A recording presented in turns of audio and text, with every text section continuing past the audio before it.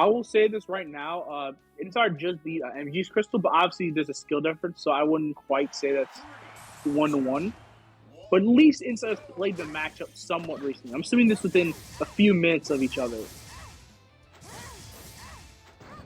All right, so yeah, Ken, we don't get to see him compete like super consistently in NA tournaments. He did really well at Betaversary, obviously. Yeah, that was, I believe, the last time he entered. I think his connection is variable with NA, which is the main reason he doesn't like enter NA stuff pretty often. But this matchup is pretty interesting because I think Krystal has. I mean, I don't know why he gave him like basically FD though, because I think not having the platforms to mess around with side B on is gonna hurt Krystal a little bit. But also at the same time, one thing that could be huge is if you're on the platforms, like side platforms on a stage, and your side being is Krystal, Zelda has that disjointed up smash. Mess with you. Yeah. One thing I think is important is I think in general Toxin has always been a huge comfort pick for KlaYn, so I don't think that's really a matchup between them. I think KlaYn's just so good on the stage in general. Yeah, I mean having a really strong punish game like Krystal in general is gonna be huge. But like the main thing about this matchup is that Zelda should be messing up Krystal whenever she gets the hit, but getting that hit obviously is tough. It's really tough. It really like is. Unless you're getting up smashes off of like airborne hits, like an attempted back air or an attempted side B. It's gonna be a little bit before you get your next hit. This extension's really good. Yeah, exactly. This is what happens on flash. You just go to ledge. Like 10 before the whole combo started. That was a huge stock. We're even now. Yeah, but you can't get hit by that side B, especially on that DI, because it just auto confirms into either, like, depending on the percent, like up air or up B. What do you think? More consistently, you're gonna see up B though. You see what I mean though? Like Ken's playing too scared. I think I understand why he's playing defensive because he kind of has to, but it feels like when he does get caught, he's like a dog without his owner. He's just kind of lost. He can grab. I mean, like here's the thing. Like people like talk about sometimes how Spaceys are pretty good at playing hit and run, right? And they're good at running away, and Krystal is a little bit better in this sense, but they have this issue of like if you're playing passive with Spaceys, what happens is that you're quote-unquote winning neutral by just avoiding the interaction. You don't have like a huge passive win condition aside from your respective laser. And you're also not learning how to deal with the win condition instead of just avoiding it. It's not even just that, but I mean like when you're playing that way, like your reward is not big enough to offset the fact that if they catch you playing passive and they get the exact they can oftentimes get the exact hit they want and then set up for either a kill or just a huge opening on you. Yeah, I was especially on platform stages. You know, like going between the platform, stuff like that, you get your jump caught, you know. There's always stuff like that in terms of playing passive with Spaceys, but Krystal's a bit different because she can confirm off of her like best tool that allows her to run away, which is side B. So I mean there's always that difference, but there are some situations you'll note where he's just he's getting away, but he's dealing 11%. You know what I mean? Like and then he's gonna die pretty soon. A lot more because Zelda has a naturally better punch game, so you have to be super good at being passive. I think Krystal is the one Spacey that really plays this playstyle the best because Krystal's own punish is amazing off of straight hits. I mean not that Spacey's in general isn't, but Krystal is like Krystal's Krystal, you know what I mean? Like she's definitely she's a touch of death character. That almost killed it. 66. I was wondering about that exact interaction that just happened. Reflector versus side B. Like I'm assuming that side B just beats it, but I don't know. Well, he caught the side B. This is a big deal. There are some iframes in Zelda's Reflector. He's mashing up, smashing is working, yo. Yeah, no, but he's not getting the Nair drag downs. But he decides to just go for the fair instead and the snipe to be able to close us out. Oh. That's tricky. That's tricky. I get it. Yeah, he went high, so it was a little bit different, but you see, he missed the timing and Yeah, clean catch. Close game though. Close game. Yeah, Insider was behind by so much. That's a almost clawed that back moment. Mm-hmm.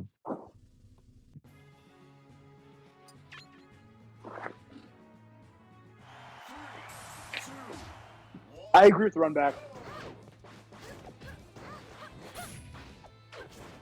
I mean, I still feel like there might be stronger stages, but either way though, like.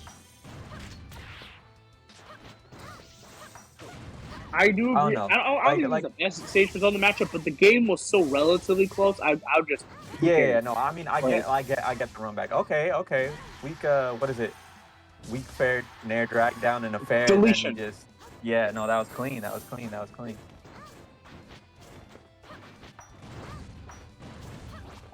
Those things I don't feel. Oh, and then he can get another opening. No, he should have delayed the second up smash though. Now he's a little bit higher. He would have had to nair drag down. You have like quite a lot of hit stun with the up smashes, so you can delay like the second one, for example, and then have them be lower to the ground if you get an air hit on the first one. So there's small stuff like that. I think Insider realized that one of his bigger weak conditions is to catch a jump. Because before he was getting a bunch of up smashes, that he was just getting like a stray nair, maybe a stray back air or something like that, maybe a Din's fire, but like now he knows that there's a move that can cover a couple of options here. Delayed it too much. I mean, like, he was very aware. Oh, that was clean. The Zelda Classic. He was aware of the up smash last game, but he was mostly using it to try and hit Ken's side being off the side platforms quite a lot. But that snipe gonna make things look just a little bit more even. Yeah, that's the lingering Zelda up tilt. You see what I mean? The delay, no nair drag down, just decides to end it early. It could pay out. That side B saved him. Right now, what do you think Kenwell should be doing better to do to make this a bit more competitive? I feel like the main thing is that he just the power shoot. That angle, that angle messed with him real bad. He might be going on to the next game, and he gives up. I don't know if he was giving up or if that was like a technical error, but definitely that's a narrative. That's a narrative we gotta build. He gave up. That's the commentator moment. Yeah, but. The big thing I realized that inside next game. Oh, I agree with this. You see the Marth destroy Zelda. I agree. I played Marth. I kind of disagree with that, but I do think a lot of the Zelda players do have a Marth problem. Like they don't know the matchup very well. But like also Zelda mains in general have not thought the matchup was great. So if he wanted to counter pick, it would be that catches the dash back. 18 seconds. Right there. Yeah. Insider looking lost right now. Wait, the Marth. That's wild. Vaporize 30 seconds behind. We feel you. Big extension, 44, 51. Oh my god. Nah, don't call out my country like that, but anywho.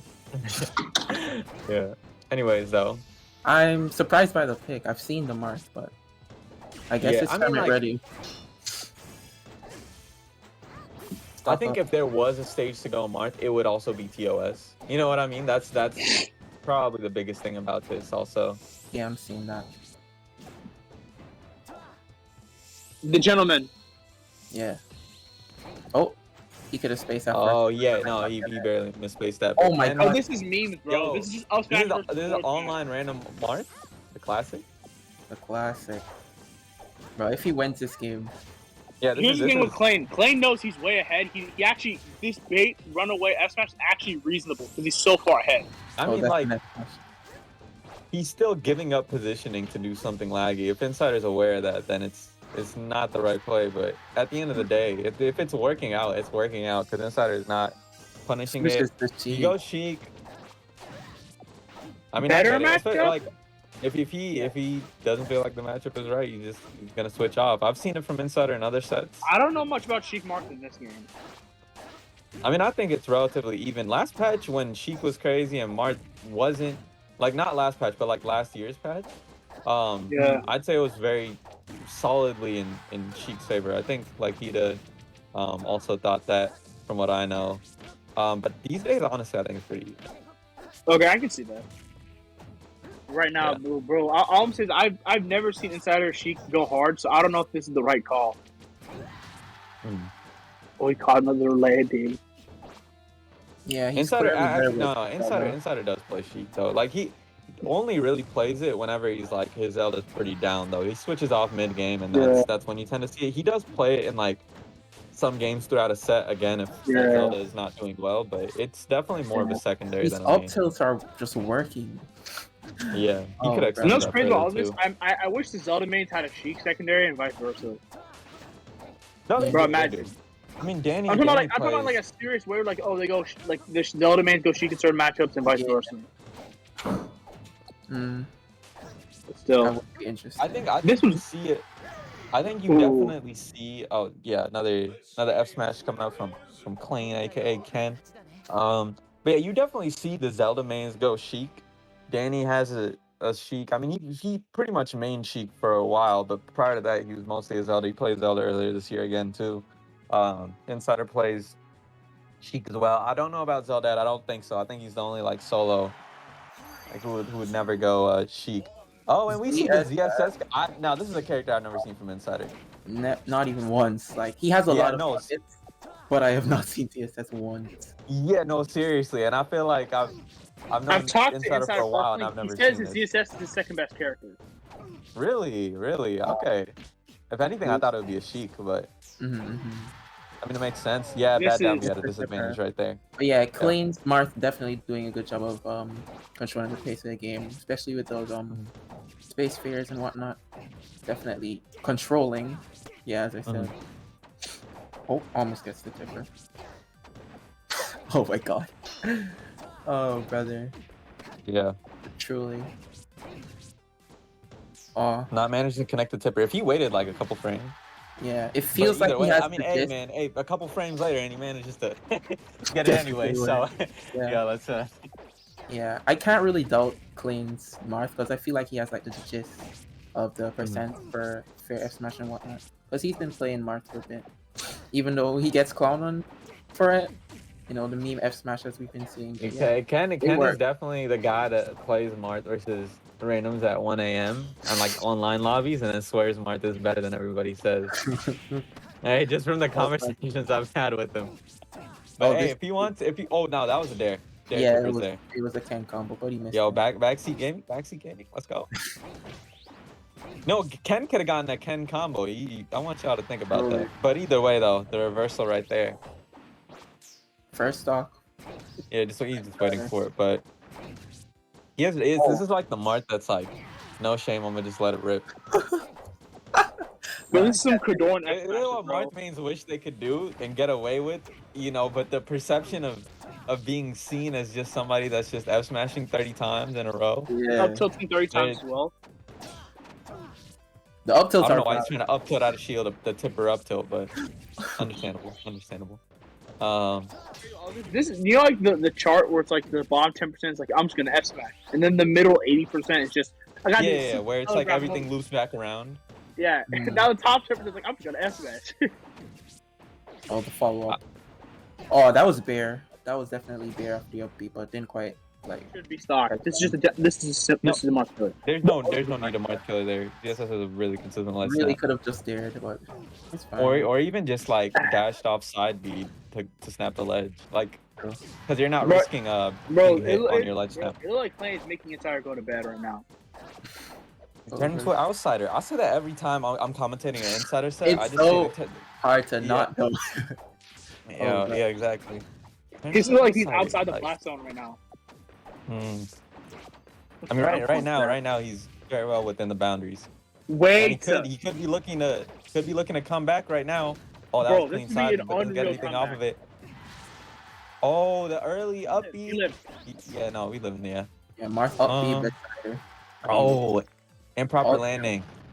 Yeah, and that's gonna be the set.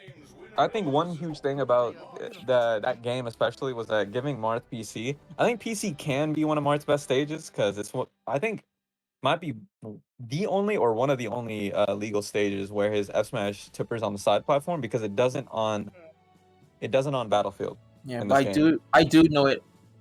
Yeah, it's a strong ZSS stage though too. I think it's a good ZSS stage, but in this matchup, I think ZSS has like a couple different options she could go to without like overlapping with Marth. But again, it is a great ZSS stage. Yeah, the side